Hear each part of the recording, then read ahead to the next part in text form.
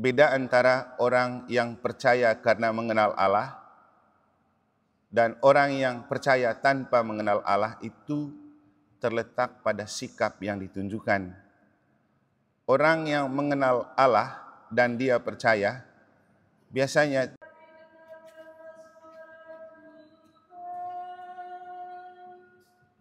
Haleluya, haleluya, haleluya, haleluya, haleluya, haleluya. Tuhan bersamamu.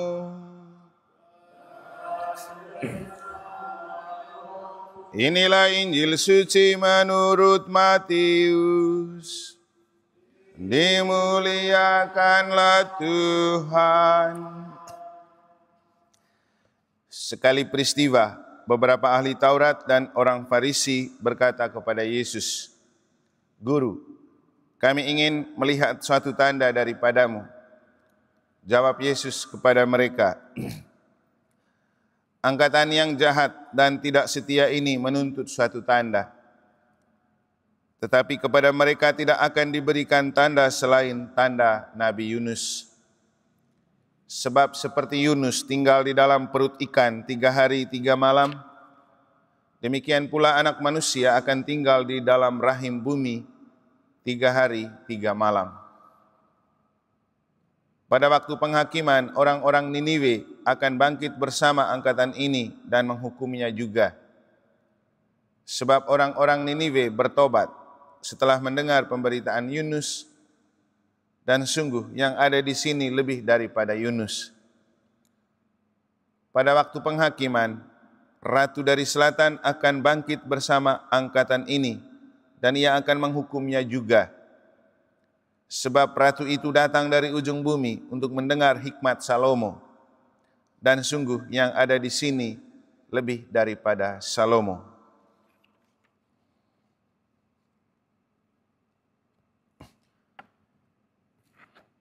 Demikianlah sabda Tuhan.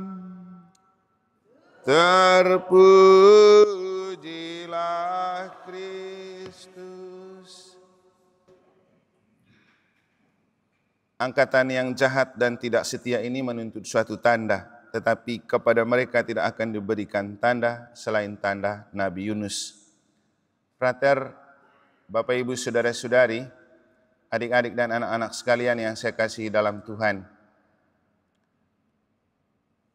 Beda antara orang yang percaya karena mengenal Allah dan orang yang percaya tanpa mengenal Allah itu terletak pada sikap yang ditunjukkan. Orang yang mengenal Allah dan dia percaya biasanya cenderung tidak banyak menuntut dan membiarkan hidup itu berjalan sesuai dengan rencana dan kehendak Allah. Tapi orang yang percaya tanpa mengenal Allah biasanya suka menggerutu dan menuntut dan memaksa kehendak untuk berjalan sesuai dengan maunya. Nah, inilah yang dapat kita temukan dari dua kelompok manusia dalam dua bacaan suci yang telah kita dengar. Kelompok pertama, orang-orang Israel. Mereka pasti memang tidak tahu bagaimana Allah memanggil Musa dan bersepakat dengan Musa bahwa Allah akan menyelamatkan bangsa Israel dari perbudakan Mesir melalui Laut Merah. Orang Israel tidak mengerti dan tidak paham itu karena memang mereka tidak mengenal Allah. Maka ketika bangsa Israel itu dibawa oleh Musa keluar dari Mesir, dan ketika sampai di padang gurun, mereka melihat pasukan orang-orang Mesir mengejar mereka. Mereka mulai menggerutu dan marah. Mereka ngomel kepada Musa. Memangnya di Mesir itu tidak ada tanah lagi untuk kuburan, makanya kami harus dibawa keluar. Mendingan kami jadi orang pekerja di negeri penjajahan daripada datang ke sini. Itu karena mereka tidak mengenal proyek Allah. Tapi Musa bilang, tenang saja, Tuhan itu mau menyelamatkan kamu. Ikut saja kemana saya bawa. Dan memang yang terjadi bahwa Allah berkata kepada Musa, bawa mereka, biar mereka begitu. Begitu mereka melewati Laut Merah, Tuhan melalui tongkat Musa membelah laut, dan setelah mereka lewat, pasukan Mesir datang dan kemudian mati di laut. Ini kalau orang yang mengenal Allah, dia yakin dengan apa yang terbaik yang dilakukan oleh Allah. Tidak banyak menggerutu, tidak banyak menuntut, tidak banyak memaksakan kehendak. Hal yang sama juga terjadi dalam Injil. Ahli Taurat dan orang Farisi menuntut kepada Yesus supaya Yesus buat suatu tanda. Yesus bilang apa? Saya tidak akan beri tanda kepada angkatan yang jahat ini. Kenapa mereka menuntut tanda? Karena mereka tidak mengenal baik Yesus itu siapa. Kalau mereka mengenal Yesus, ngapain juga Yesus buat banyak tanda? Yesus sudah membuat air menjadi anggur dalam pesta perkawinan di Kana. Dan masih ada banyak tanda. Jadi inilah kalau orang itu percaya tanpa mengenal Allah, imannya hanya KTP. Tapi kalau orang yang mengenal Allah, dia tidak banyak menggerutu, tidak banyak menuntut, tidak banyak memaksakan kehendak, tapi dia biarkan berjalan seperti air mengalir, lalu membiarkan Allah menjadikan sesuai dengan apa yang Tuhan mau. Karena seperti yang saya katakan beberapa hari lalu, Tuhan tidak pernah mensetikan yang buruk untuk hidup kita. Tuhan itu sudah menulis kita di telapak tangannya, dan sebelum melahirkan kita, dia sudah punya proyek yang terbaik untuk hidup kita. Bahwa nanti kita akan menjadi apa, orang apa, hidup seperti apa, kan Tuhan sudah atur sebelum dia melahirkan kita. Yang jadi masalah ketika kita tidak mengenal bahwa Allah sudah mengatur dan men-setting seluruh kehidupan kita dengan baik. Yang perlu adalah kita jalani saja sesuai dengan rencana dan kehendak Allah. Masalah itu terjadi karena kita selalu memaksakan kehendak di hadapan Allah dan hidup bukan menurut apa yang Tuhan mau, tapi apa yang kita mau.